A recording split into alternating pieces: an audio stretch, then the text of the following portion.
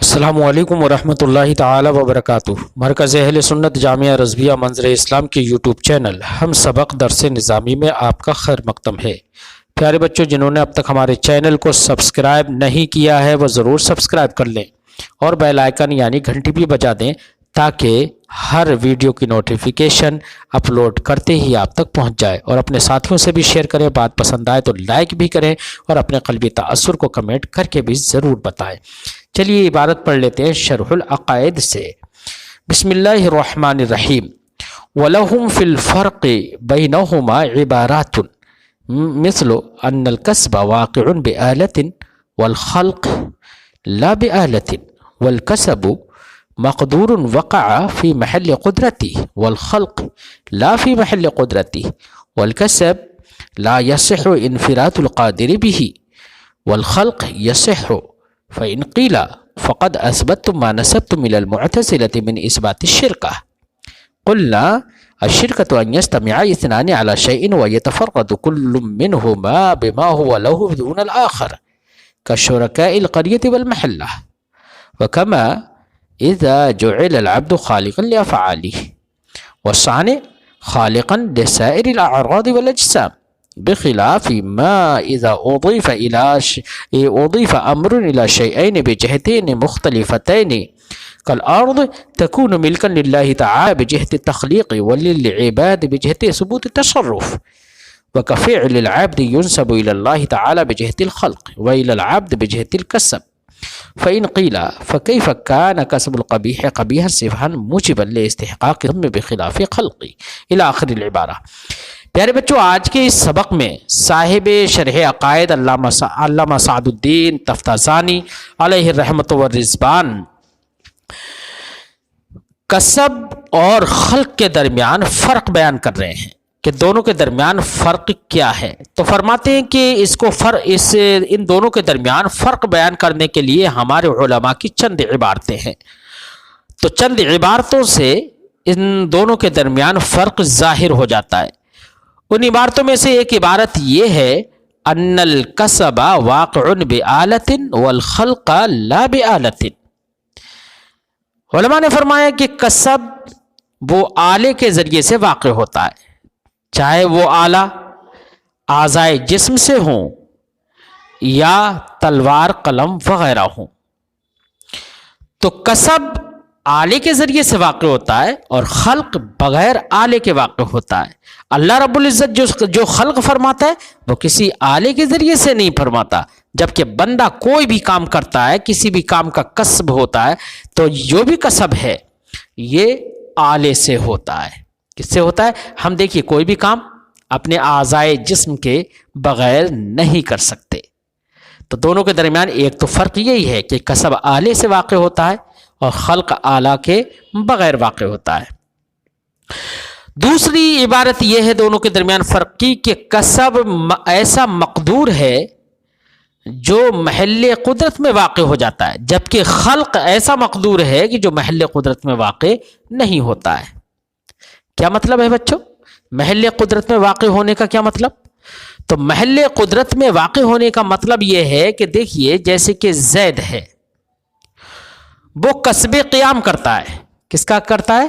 قیام کا، کھڑے ہونے کا کسب کرتا ہے۔ وہ کوئی بھی کام کرتا ہے، مثلا کھڑے ہونا، بیٹھنا، چلنا پھرنا، کھانا پینا، کسی بھی فعل کا وہ کسب کرتا ہے۔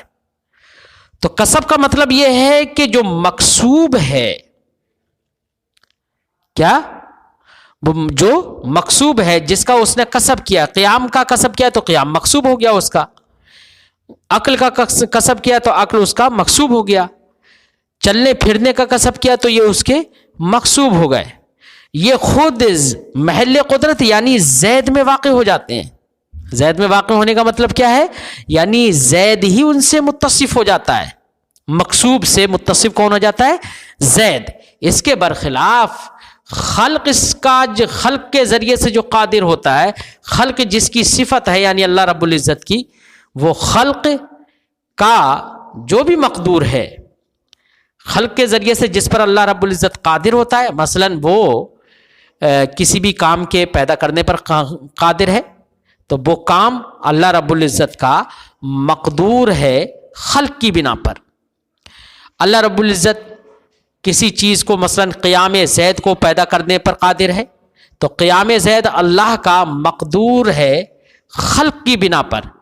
یہ خلق کا جو مقدور ہے یعنی قیام زید اور قعود زید وغیرہ وغیرہ، یہ محل قدرت یعنی خالق میں واقع نہیں ہوتے، یعنی خالق مخلوق کا بھی نہیں ہوتا ہے، خالق اس سے موصوف نہیں ہوتا ہے. تو خلق سے جو حاصل ہو اس سے خالق موصوف نہیں ہوتا. اس کے برخلاف کسب سے جو حاصل ہو اس سے خود کاسب موصوف ہوتا ہے. یہ ہے محل قدرت میں واقع ہونے اور محل قدرت میں واقع نہ ہونے کا مطلب. فرماتے ہیں والکسب مقدور، کسب ایسا مقدور ہے وقع فی محل قدرت ہی، جو اپنی محل قدرت میں یعنی کاسب ہی میں واقع ہو جاتا ہے، یعنی مقصوب سے خود کاسب متصف ہو جاتا ہے. والخلق لا فی محل قدرت ہی، اور خلق محل قدرت میں واقع نہیں ہوتا ہے، یعنی مخلوق جو ہوگی وہ خالق کے اندر واقع نہیں ہوگی، خالق اس سے موصوف نہیں ہوگا مخلوق سے، یعنی حاصل بالخلق سے خالق موصوف نہیں ہوگا. دو فرق ہو گئے. تیسرا فرق بیان کرتے ہیں والکسب لا یصح انفراد القادر به والخلق یصح، یعنی کسب کے ذریعے سے جو بندہ قادر ہوتا ہے، کسب ایک قدرت ہی تو ہے نا، تو کسب کے ذریعے سے جو بندہ قادر ہوتا ہے اور کسی کام کے کسب پر، کسی کام کے کرنے پر جو وہ قادر ہوتا ہے، تو وہ کسب کے ذریعے سے قادر ہونے کے باوجود خلق الہی کا محتاج رہتا ہے. مثلا ہم پڑھ رہے ہیں تو پڑھنا ہمارے لیے کسب ہے، لیکن ہم پڑھنے پر قادر ہونے کے باوجود جب ہم اپنی زبان کو چلائیں گے، آواز نکلے گی، سمجھیں گے، تو کوئی بھی عبارت پڑھیں گے تو ہم یہاں پر اپنی قوت کو صرف کرتے ہیں، یہ ہے ہمارا کسب. یہ کسب محتاج رہتا ہے خلق باری تعالیٰ کا کہ اللہ رب العزت ہمارے اس کسب کے بعد، اس قوت کو صرف کرنے کے بعد ہماری آواز کو پیدا کر دے، ہمارے سمجھنے کو پیدا کر دے. تو یہ تو کاسب کا کسب وہ خالق کے خلق کا محتاج رہتا ہے. اس کے برخلاف خالق کا خلق کسی کاسب کے کسب کا محتاج نہیں رہتا ہے، بلکہ وہ اپنے خلق میں منفرد ہوتا ہے، جبکہ کاسب اپنے کسب میں منفرد نہیں ہو پاتا ہے. اسی کو فرماتے ہیں والکسب لا یصح انفراد القادر به، کسب کے ذریعے سے جو قادر ہوتا ہے وہ قادر منفرد نہیں، اس کا منفرد ہونا، اکیلا ہونا اور محتاج نہ ہونا صحیح نہیں ہے. والخلق یصح، اور خلق کے ذریعے سے جو قادر ہوتا ہے اس کا محتاج، اس کا منفرد ہونا صحیح ہے، یعنی محتاج نہ ہونا صحیح ہے. یہ تین عبارتوں سے فرق بیان کیے صاحب شرح. فرماتے ہیں فَإِنْ قِيلَ، تو اگر اعتراض کیا جائے، بہرحال کسب اور خلق کے درمیان تو فرق ہو گیا، اب وہ بات ہو گئی پوری وہاں پر. اب یہاں پر ایک جبریہ کی جانب سے ایک اور اعتراض ہے. اعتراض کا خلاصہ یہ ہے بچوں کہ اہل سنت و جماعت نے بندے کو بندے کے لیے قصد اور اختیار مان لیا، کہ بندے کو اپنے افعال اختیاریہ میں قصد اور اختیار حاصل ہے. اس پر جبریہ کی طرف سے ایک اعتراض ہے. جبریہ کہتے ہیں کہ جب بندے کو قصد و اختیار مان لیا تو بندے کا فعل اختیاری اس بندے کے قصد و اختیار سے بھی واقع ہو رہا ہے، یعنی بندے کو بھی قدرت اس پر حاصل ہے اور اللہ کی قدرت سے بھی وہ حاصل ہو رہا ہے.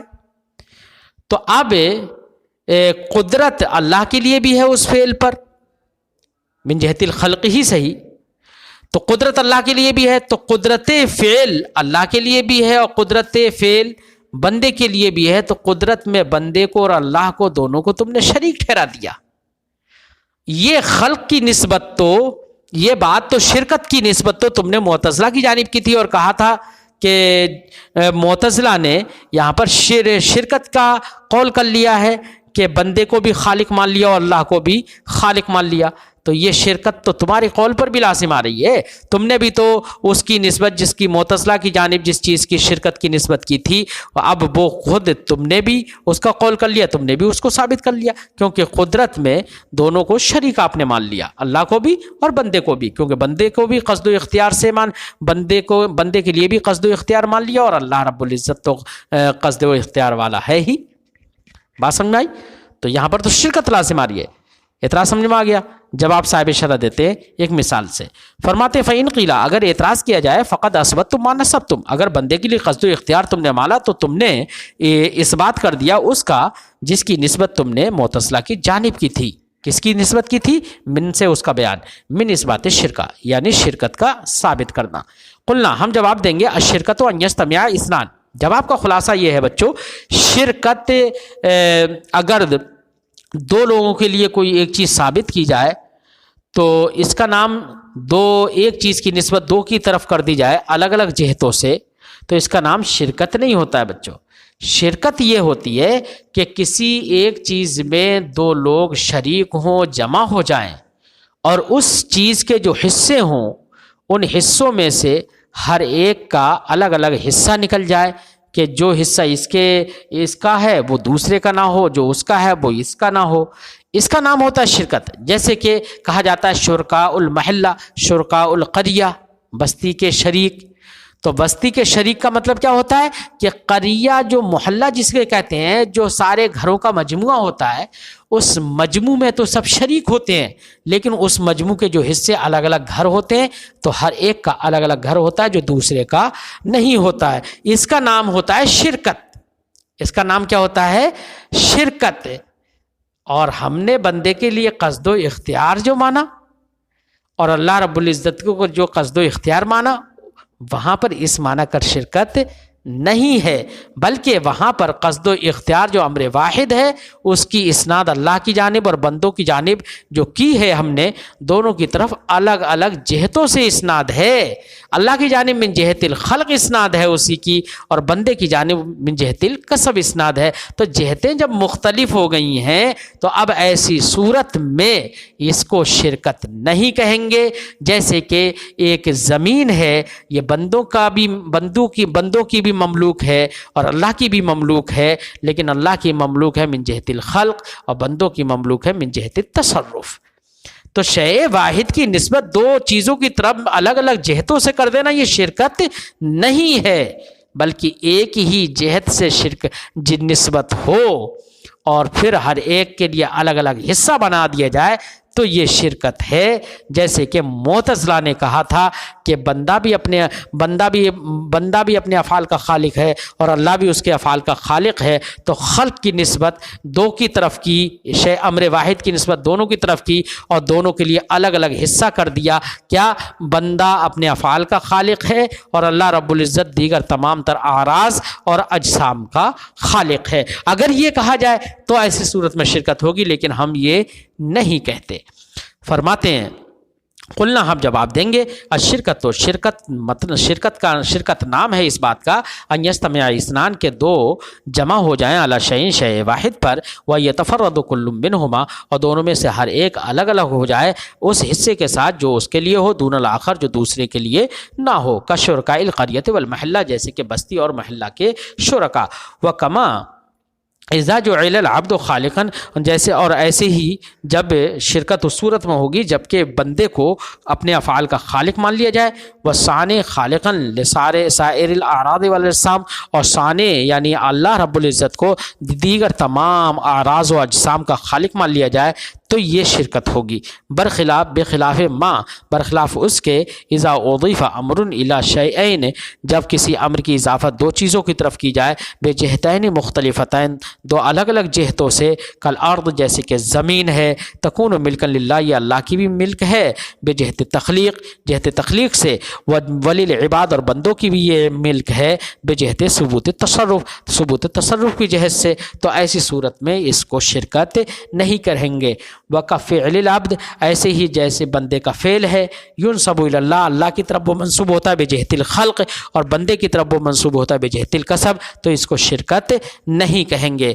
فَإِن قِيلَ، تو اگر اعتراض کیا جائے، اعتراض کا یہاں پر اس اعتراض کا خلاصہ بچوں یہ ہے کہ آپ نے کہا تھا اس سے پہلے کہ کسب میں، کسب کے ذریعے سے جو قادر ہوتا ہے وہ قادر کا انفراد صحیح نہیں ہے، جبکہ خلق کے ذریعے سے جو قادر ہوتا ہے اس کا انفراد صحیح ہے، یعنی کاسب اپنے کسب میں بھی خالق کے خلق کا محتاج رہتا ہے، اس کے برخلاف خالق اپنے خلق میں کاسب کے کسب کا محتاج نہیں ہوتا ہے۔ یہ آپ نے ماقبل میں کہا تھا نا۔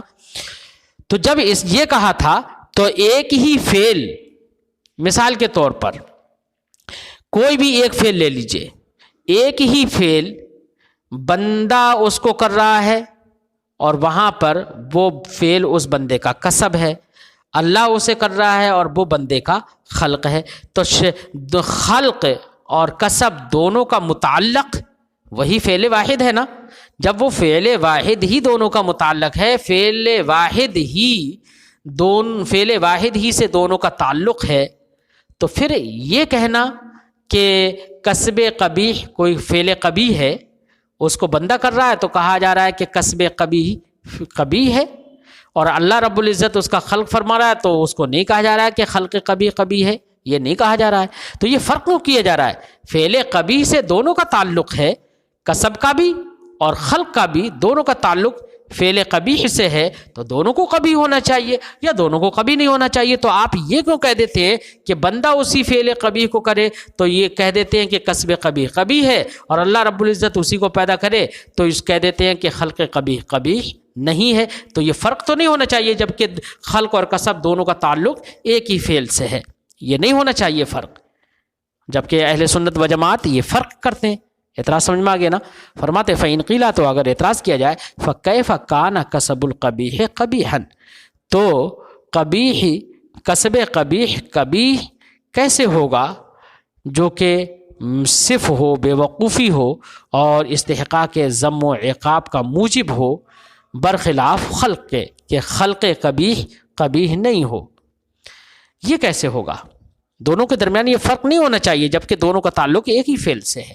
قلنا، ہم جواب دیں گے۔ جواب کا خلاصہ بچوں یہ ہے کہ دیکھیے، خلق قبیح نہیں ہے، لیکن کسب قبیح ہے۔ اس کی وجہ کیا ہے؟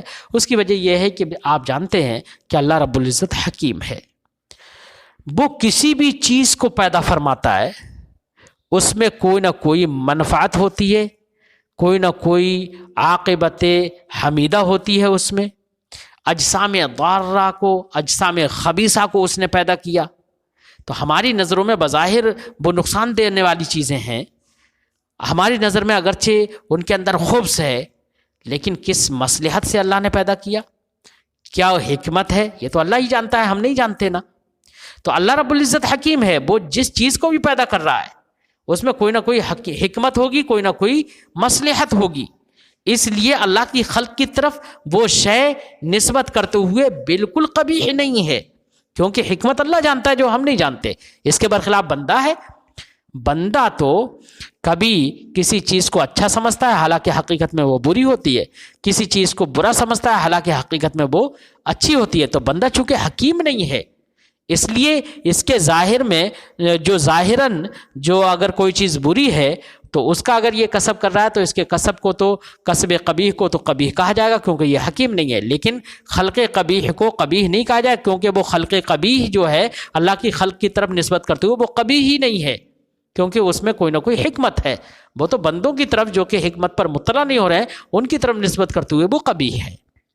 جواب سمجھ میں آ گیا بچوں؟ فرماتے ہیں قلنا، ہم کہیں گے لأنه قد ثبت، کیونکہ یہ بات ثابت ہو چکی ہے، ان الخالق حکیم، کہ خالق حکیم ہے، لا يخلق شيئا الا وله عاقبۃ حمیدہ، کہ وہ کسی چیز کو پیدا نہیں کرتا مگر اس کے لیے ایک عاقبت حمیدہ ہوتی ہے، وإن لم نطلع علیہا، اگرچہ ہم اس پر مطلع نہ ہوں، فجزمنا، تو ہم نے جزم کر لیا، یقین کر لیا اس بات کا، بأن ما نستقبحه من الافعال، جن افعال کو ہم قبیح سمجھتے ہیں، قد يكون له فيها حکم، کہ کبھی ان کے اندر، ان افعال کے اندر کچھ حکمتیں ہوں گی، کچھ مصلحتیں ہوں گی، کما فی خلق الاجسام الخبیثہ، جیسے کہ اجسام خبیثہ کے خلق میں، اجسام خبیثہ ضارہ مولمہ کے خلق میں، یعنی نقصان دینے والی خبیث اجسام کے، سانپ ہے، بچھو ہے، وغیرہ وغیرہ، ان کے خلق میں، کہ ان میں کوئی نہ کوئی حکمت اور مصلحت ضرور ہوگی، برخلاف کاسب کے فَإِنَّهُ قَدْ يَفْعَلُ الْحَسَنَ، کیونکہ کاسب کبھی کبھی اچھا کام کرتا ہے،